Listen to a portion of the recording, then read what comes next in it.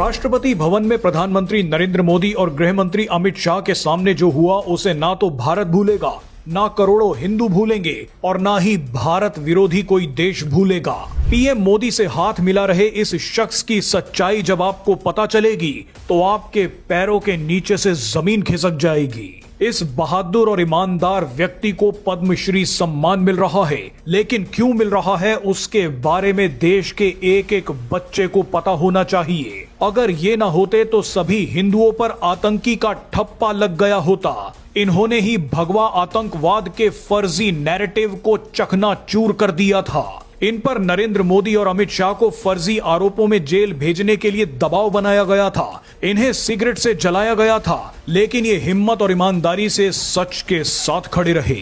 ये है केंद्रीय गृह मंत्रालय के पूर्व under secretary RVS money.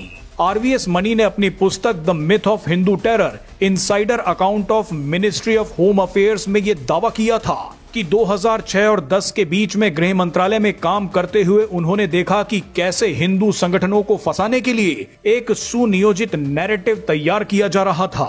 RVS money ने दावा किया था कि 26/11 मुंबई हमलों के बाद तत्कालीन सरकार ने इसे हिंदू संगठनों से जोड़ने और भगवा आतंकवाद का ठप्पा लगाने की कोशिश की थी। आपको कलावा पहने कसाब की तस्वीरें और उस समय कांग्रेस की वो प्रेस कॉन्फ्रेंस याद होगी। रिपोर्ट्स के मुताबिक आरवीएस मनी को भगवा आतंकवाद का नैरेटिव गढ़ने के लिए एक हलफनामे पर हस्ताक्षर के लिए मजबूर किया गया था, लेकिन उन्होंने ऐसा नहीं किया।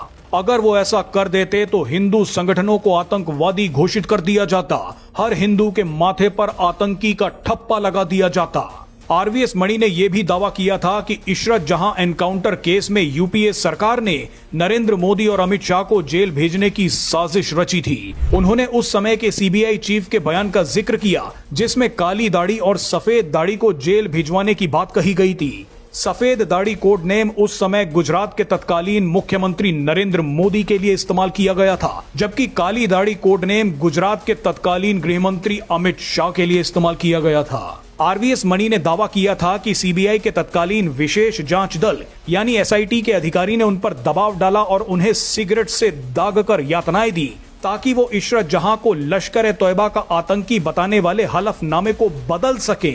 आरवीएस मणि ने आरोप लगाया था कि 2009 में तत्कालीन गृह मंत्री के इशारे पर इशरत जहां मामले में एक दूसरा हलफनामा तैयार किया गया, जिसमें इशरत जहां की पृष्ठभूमि और उसके आतंकी लिंक से जुड़े तथ्यों को छुपा दिया गया था।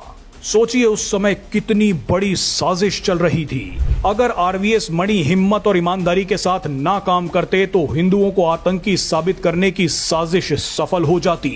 लश्कर आतंकी इशरत जहां केस में नरेंद्र मोदी और अमित शाह को फंसा दिया जाता। आज पीएम मोदी और गृह मंत्री अमित शाह के सामने आरवीएस मणि को पद्मश्री सम्मान मिल रहा है। श्री रा वेसु मणि, सिविल सेवा।